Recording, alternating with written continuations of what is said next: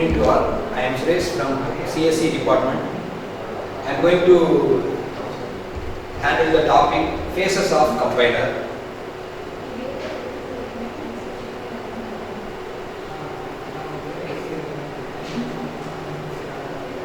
So before we are going to the topic, first we will see what is compiler.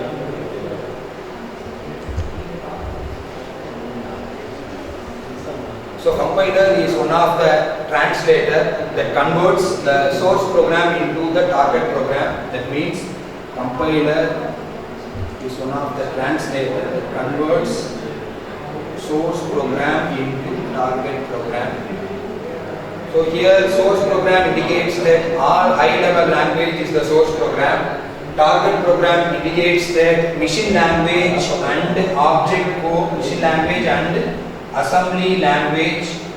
Here source program indicates high level language.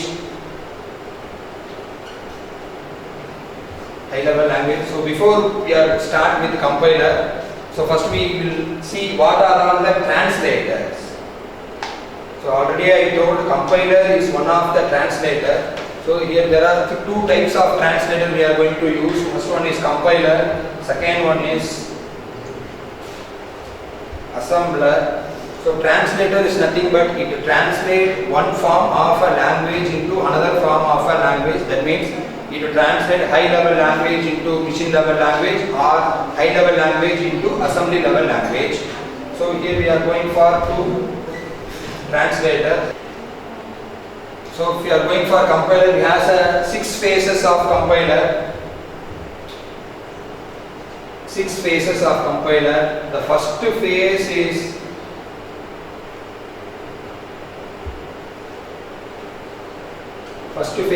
lexical analyzer. So what is the use of lexical analyzer? Means it will get the source program and converts into tokens. That means lexical analyzer, source program, output is token. So what is mean by token? Token is a set of characters. It will group the source program into 5 categories. First one is identifier, second keyword, third constant, fourth one punctuation, last one is operator. So these 5 are group is called token. So whenever we given the source program, it will convert it into token. This is the work of lexical analyzer. For example, if you are giving a program, if you are giving a statement like this, a declaration statement int a equal to 10, this is considered as a source program. What the compiler first phase will do means just it will get the source program and it will separate it into tokens. For example, int will act as a keyword, a will act as an identifier, equal to will act as a punctuation, 10 will act as a constant, semicolon will act as a punctuation symbol. Equal to will treated as a operator, assignment operator. Semicolon will be treated as a punctuation symbol. This is the lexical analyzer will do.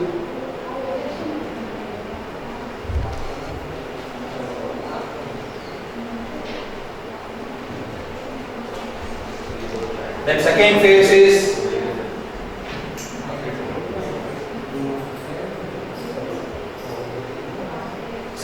of a compiler is syntax analyzer. So what is the role of syntax analyzer? Means it will get the input from lexical analyzer. That means it will get the input from the first phase of a compiler and converted into a syntax tree. For example, C equal to A plus B star 5. Consider this example or consider this as a source program. The first lexical analyzer what will do means it will get the source program and it will be separated into tokens. For example, C identifier will be act as ID, equal to A will be act as ID, plus will be act as a operator, arithmetic operator, b will be act as a id, star will be act as a arithmetic operator, 5 will be act as a constant value. Here more than one identifier is there, so we are going to put the attribute value for a particular identifier, that means id1, id2, id3. So this is the source program. After the source program is given to the first phase of a compiler, this is the output of lexical analyzer. Then this lexical analyzer, that means the token separation will be given to the second phase of a compiler, that is the syntax analyzer. What the syntax analyzer will do means, it will get the token separation, that means the output of lexical analyzer, and form a syntax tree. Now this is the input of the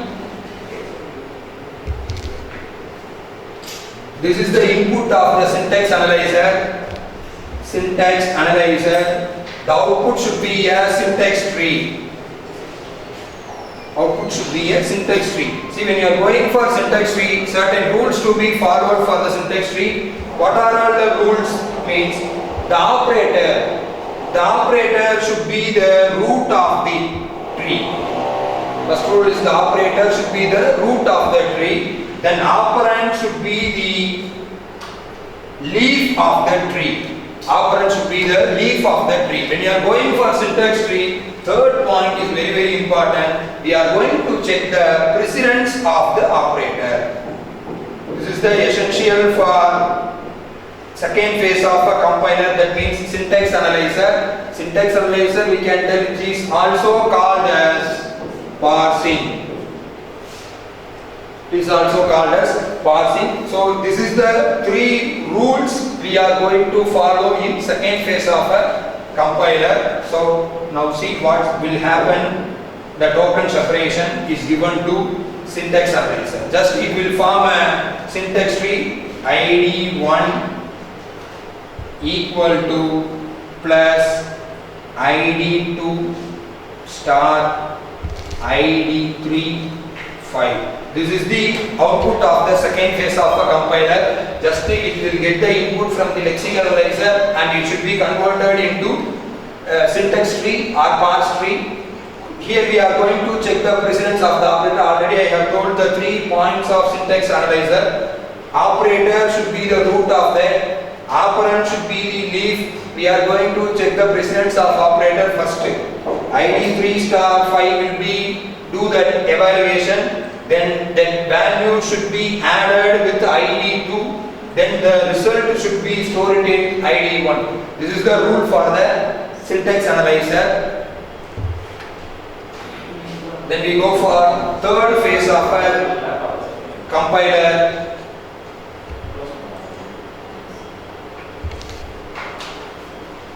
Semantic analyzer. So what will be the semantic analyzer? Once again the same. Semantic analyzer output is also a syntax tree, but only one difference is there. We are going to check the type conversion in syntax analyzer. That is the essential one. Type conversion or type checking will be taken in semantic analyzer. So what will be the type checking means? For example, if any number divisible by 0 means we are going to get the result as infinity. This is the evaluation we are going to perform here. This is not possible, so that there is a major issue in semantic analysis. We are going for type conversions or type checking. What will be means here the 5 will be converted into integer, value should be converted into float. This is the step happen in third phase of a compiler. So second and third phase are almost similar. Its output is a syntax tree, but only one difference is when you are coming from the first phase, the second phase will do only the parse tree. But third phase, in addition to the parse tree, we are going for type conversion. That is the essential in semantic analyzer.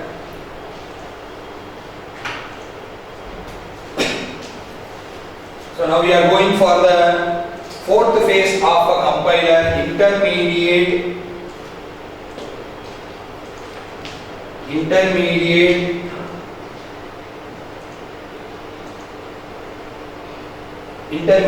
code generation. Intermediate code generation is also called as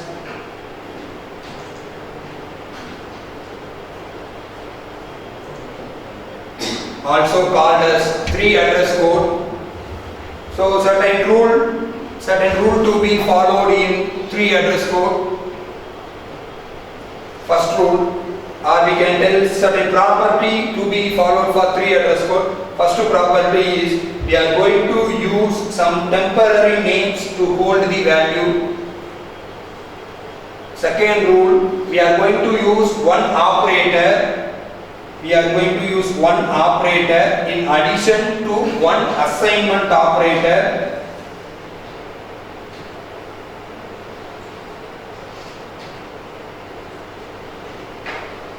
One assignment operator. Third rule is the expression should not have more than three operand. Not more than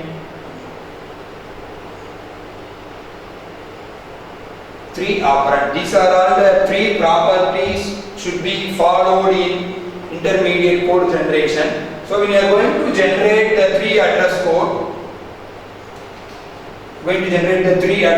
it is similarly equivalent to third phase of a compiler. That means id1 equal to plus id2 star id3 integer to float 5. This is the output of third phase of a compiler. So how this could be changed to fourth phase of a compiler means, so we are know that there are three properties involved in intermediate code generator. First property is T1 equal to first step here, the 5 should be converted into float. That is the first integer to float. That is the first step in intermediate code generator. The next step, T2 equal to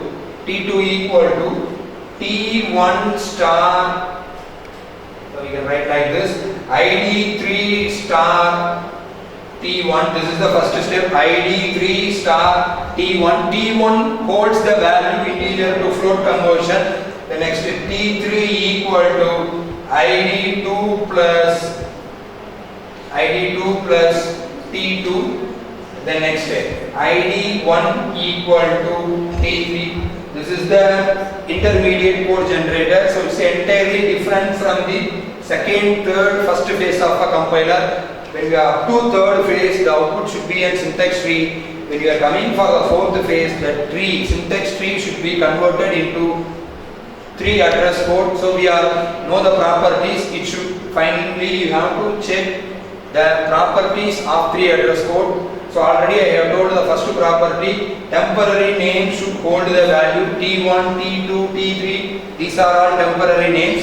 These T1, T2, T3 should not be present in the syntax tree. The next second rule, at most one operator should be there in addition to one assignment operator. This is the second property. It should satisfy the second property. Third property is it should not have more than three operands. Let us take the second and third statement. T3 will be the one operand, id2 will be the other operand, T2 will be the other operand. So at most three operands. It should not more than the three operand. These are all the three rules should satisfy in intermediate code generator. So that is the output of the intermediate code generation. After that you have to check whether it should satisfy the properties of three address code.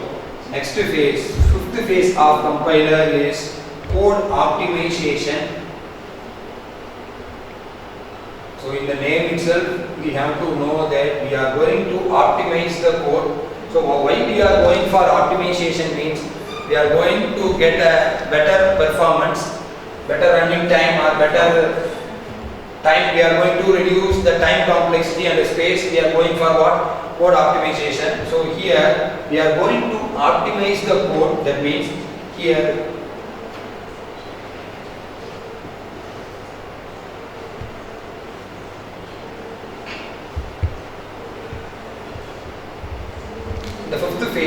the input should be 3 address code and the output should be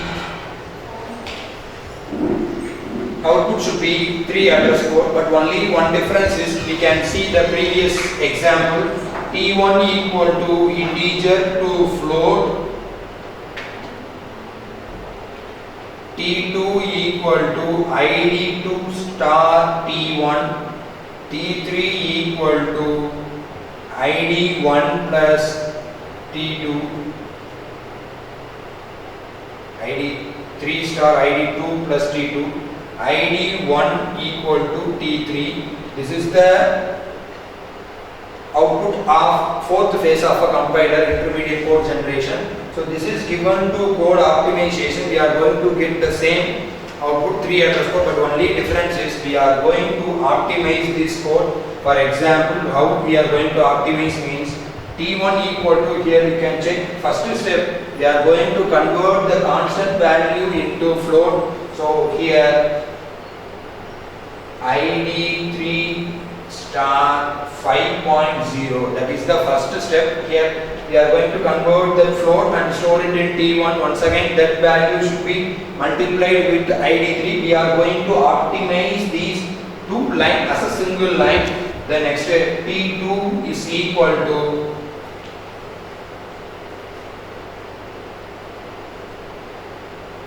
ID1 equal to ID2 plus T1. This next we are going to optimize the next two lines. That means third and fourth line as a single line. This is the code optimization. Here after the code optimization we have to maintain that the result should not be changed.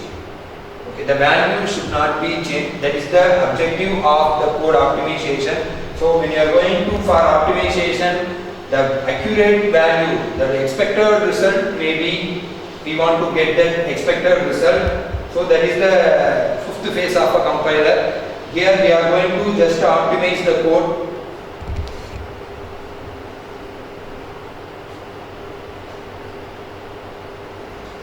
Then the last phase of a compiler is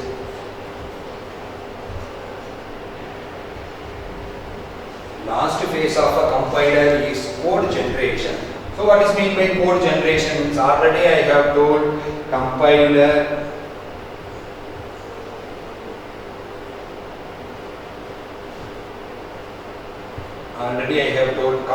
it converts one form of programming language into another form of programming language.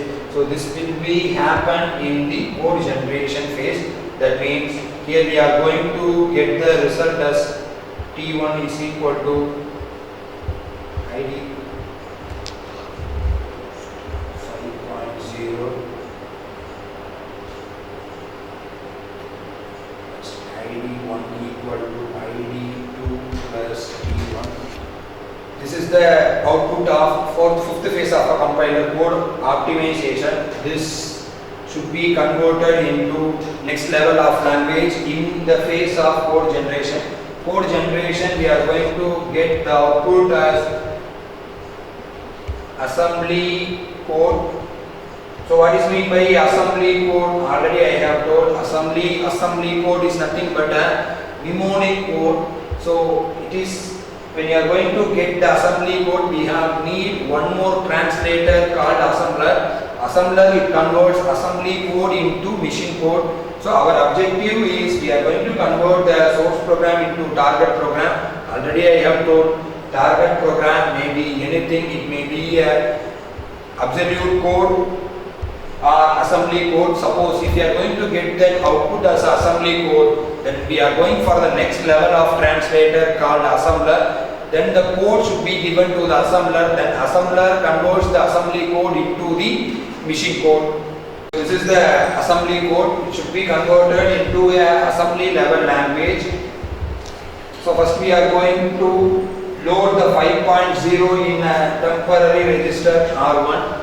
Then that value should be multiplied with ID3. We are going to use a mnemonic code called multiply function MUL. We are going to multiply these two. Then we are going to store the value ID2 in a temporary register. That register is R2. Then you are going to add the register value with T1. Register value with T1, that should be here R1. The result should be stored in R1. So we are going to add the R1 and R2 register. The result should be stored in R2. Then final value should be stored in ID1. R2 value should be stored in ID1. This is the mnemonic code. We are going to use it in the sixth phase of a compiler code generation.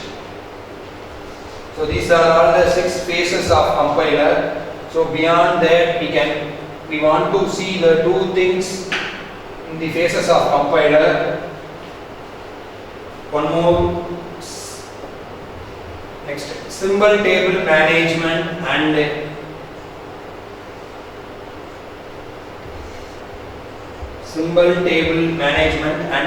error handler. So what is meant by symbol table management and what is error handler? First we have see symbol table management. So what is symbol table? It is one of the data structure.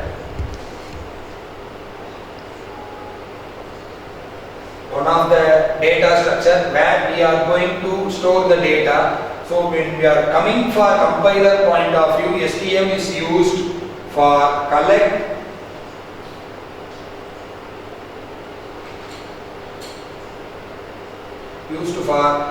the identifiers given in the source program, not only the identifiers and also the attributes of the identifiers. This is the main thing happen in symbol table management. For example, if you are given the statement like this, int a equal to 10. So here identifier will be DA. How it will be stored means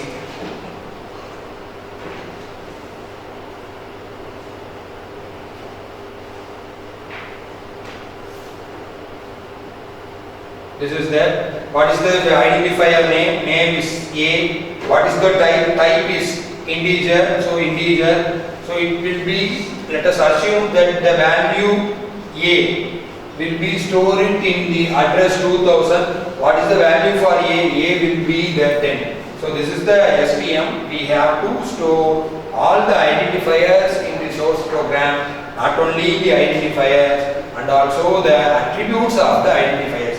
Here, what are all the attributes means? For example, that identifier type is one of the attribute, address is one of the attribute, and value is one of the attribute. This will be happen in symbol table management. So what is the use of symbol table management means? We are going for future reference. We are going for future reference of the identifier. That's the advantage of symbol table management. Then we are coming for error handler. So what is meant by error handler? So we are all know compiler. If you are giving a student's point of view, they have do a program in compilers. They have get some certain errors. How they are going to clear that error? This should be happen in error handlers. That's why error handler is connected to all the phase of a compiler. For example, if they have given the statement like this. So what the first phase of a compiler means, it will be separated as a keyword. Here some white space will be there. That white space will not be treated as token. White space is not considered. Then A will be act as an identifier, semicolon will be act as a punctuation. This is a correct statement. How we are told this is a correct statement means, here keyword has a certain rule is that we are going to maintain certain rule for keywords and identifiers. For example, just we will see only about identifiers. When you are coming for identifiers, certain rules to be followed. What are all the rules means? Character followed by character. This is the rule. Character followed by character or digit. This is the rule for identifiers. So not only for identifiers, for all the tokens, they have certain rules have to be followed. For example, if you are taking the constant value, what is the rule for constant value means? Digit followed by digit. Digit followed by digit is the rule for constant. So these are all the things should be maintained. So when you are coming for error handler, this is the way to occur the error. For example,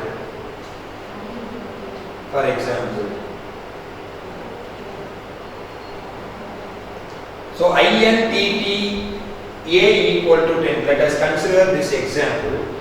So what the phases will do means INTT, after seeing that, this will be treated as a keyword, but this is not a valid token because T should be is repeated. What that means?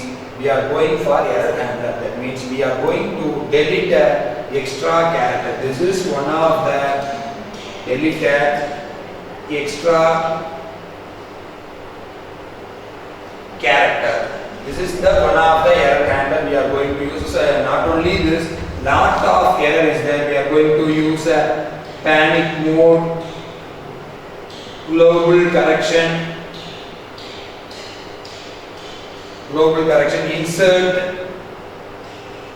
insert, transpose. These are all the way to clear the error. So this is considered as one example for error handler in the phases of compiler.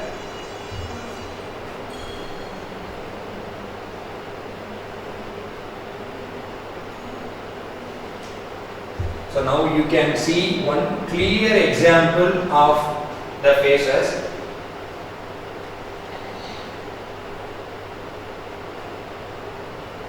Consider this example C equal to A plus B star 5. This is the example already we have seen in the 6 phases of compiler. Now take this example. So this will be the source program. This will be the source program. That source program is given to the first phase of a compiler, that is lexical analyzer. What will be the output of lexical analyzer means we already know what will be the use of lexical analyzer. It will be get the source program and converted into tokens. We are all familiar with tokens. What are all tokens? It is a collections of keywords, punctuations, characters, constant, operators, and identifiers. These are all belongs to tokens. So now this is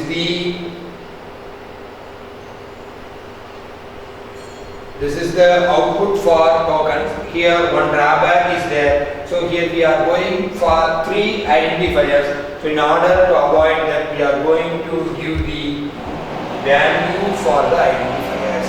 That is the rule for use in the lexical analyzer. Then this is the output of first phase of a compiler. Then this will be given to the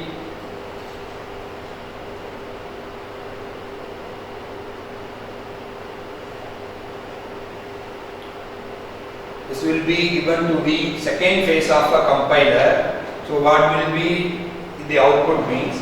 Just it will get the input from the tokens and converted into syntax tree. So we are all know the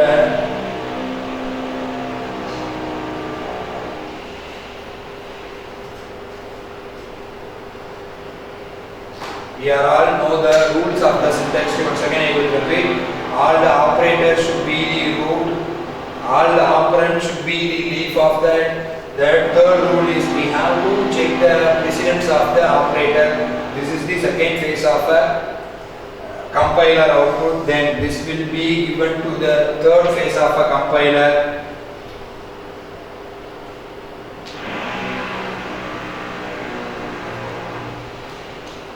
Third phase of a compiler, semantic analyzer. What will be the role of semantic analyzer means just it will get the input from the syntax analyzer, and should happen here is type conversion.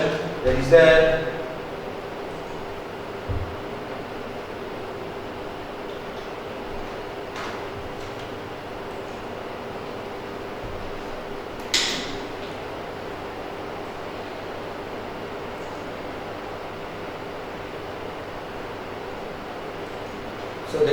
type conversion should be taken in third phase of a compiler. So this is the type conversion part.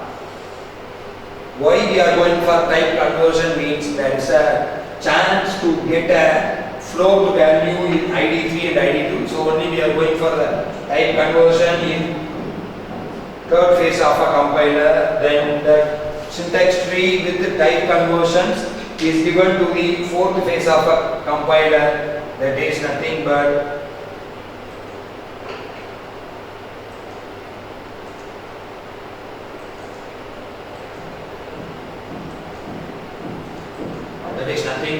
intermediate code generator. So what is the use of intermediate code generator? Once again I will repeat. It has three properties. We have to use the temporary names to hold the value. Temporary names to hold the value. The next one, we have to use one operator. We have to use one operator in addition to one assignment operator. This is the second property. Third property,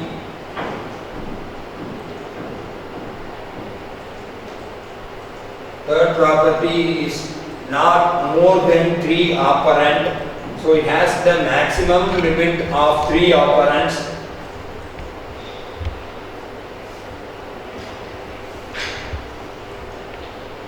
Maximum of 3 operand. This is the intermediate code generation. Nothing but it is similarly equivalent to third phase of a compiler.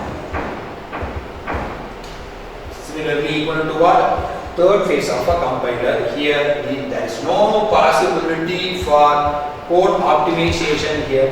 Just the steps should be similarly converted into intermediate code generator. Then the next, this will be given to code optimization. We know the rule for code optimization. What is code optimization? It will reduce the code in intermediate code generator. Why we are going for optimization means in order to get a better performance and in order to get a best space complexity. We are going to maintain the time and space complexity. So for that we are going for code optimization. So code optimization is nothing but just it will convert the intermediate code generator in the fourth phase. It should be reduce the lines of 3 address code. See that how it should be reduced. T3 T1 equal to ID3 star 5.0. That is nothing but we are going to reduce the 2 lines as a single line. Then we can go for ID1 equal to ID2 plus T1. This is next. We are going to reduce the next 2 lines as a single line. This is the output of code optimization. So already I have told 4 lines is in fourth phase of a compiler. Then it should be reduced into 2 lines. So why we are going for optimization means in order to performance and time and space complexity. The next last phase is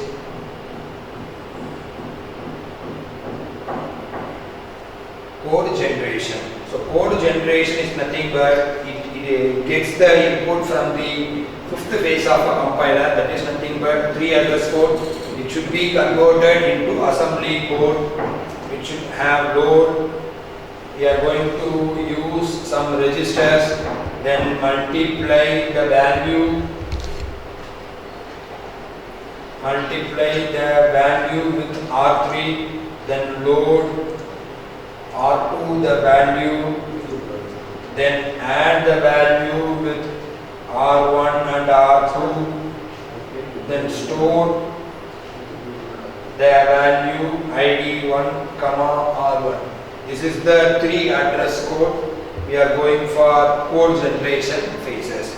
So these are all the 6 phases of compiler. We are supposed to know that source program, compiler, target program. So how the source program, what is the source program? C equal to A plus B star 5. What is the target program? We are going to get some mnemonics code. Suppose if it is a mnemonic code, we are going for a one more translator assembler, converts assembly code into a object code. Object code, we can tell it also called as,